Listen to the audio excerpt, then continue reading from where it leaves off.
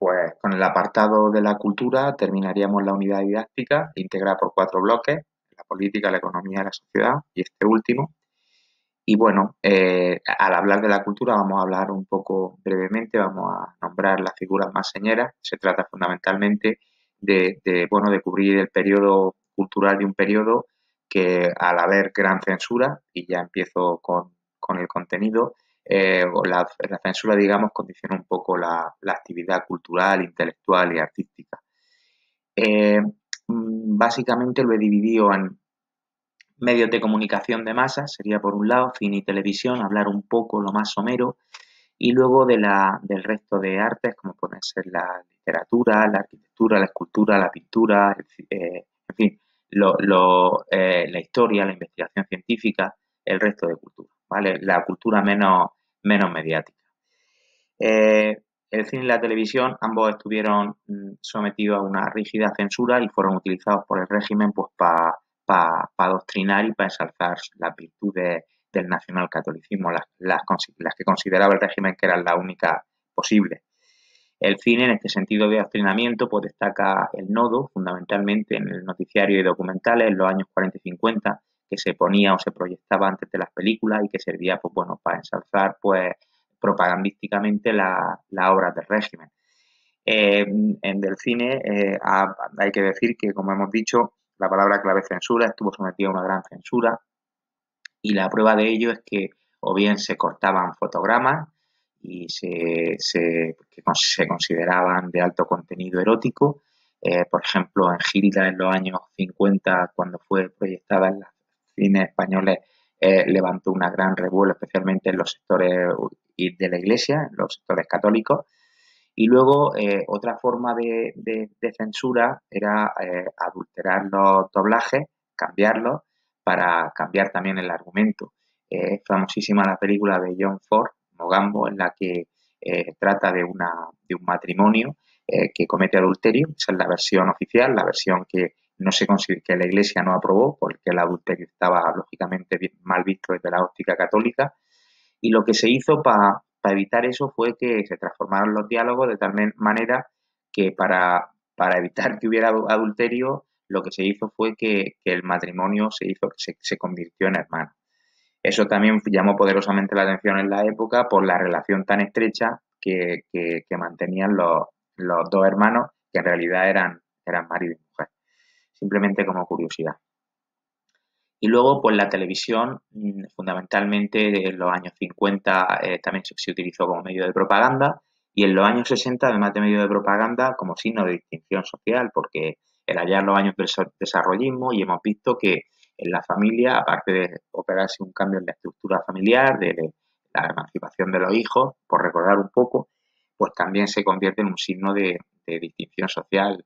Las familias empiezan a ganar más dinero, muchos trabajan en la industria, suben los salarios y, en consecuencia, pues adquieren un nuevo homenaje, como los frigoríficos, el coche y bueno, pues la radio y la televisión.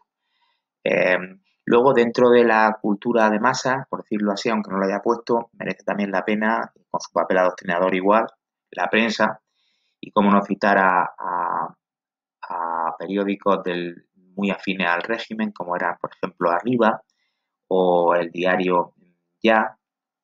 Y luego, en los años posteriormente, surgieron también otros diarios que los voy a citar porque siguen teniendo, en la actualidad siguen existiendo, como son ABC y La Vanguardia, que nacieron con el permiso del régimen, con la venia del régimen, y que en principio fueron afines, porque si no hubieran podido subsistir. Y luego, en lo que es la cultura interior y del exilio, la del interior estuvo muy condicionada por la censura. Pese a todo, eso no fue obstáculo para que se alcanzaran obras de gran trascendencia, tanto en literatura como obras maestras en el cine. En literatura estoy pensando en el premio Nobel Camilo José Cela, con La colmena, por citar uno muy importante, y en el cine, en los primeros años, la posguerra, a Juan Antonio Bardem y a Luis García Berlanga con Bienvenido Mr. Mars. Un Luis García Berlanga que, por cierto, nos ha dejado hace muy poco, por citar de las dos más importantes.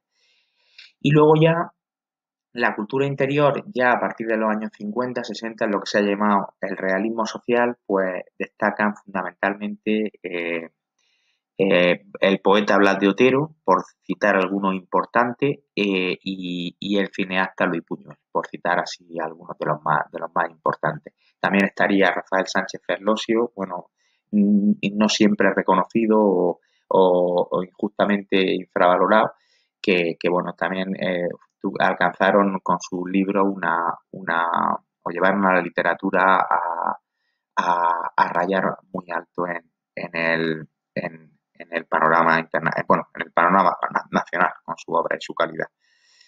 Y luego en el exilio hay que decir que la mayor parte lo hemos dicho antes porque está interrelacionado, la mayor parte de la emigración que fue cualificada se exilió, tuvo como destino preferente Francia y en la América Latina a México. Y bueno, pues destacaron en arte, por ejemplo, destacó Picasso en Francia, destacó también Miró, en historia Américo Castro, Claudio Sánchez Albornoz, en ciencia el Nobel Severo Ochoa y luego en literatura pues Juan Ramón Jiménez, también premio Nobel.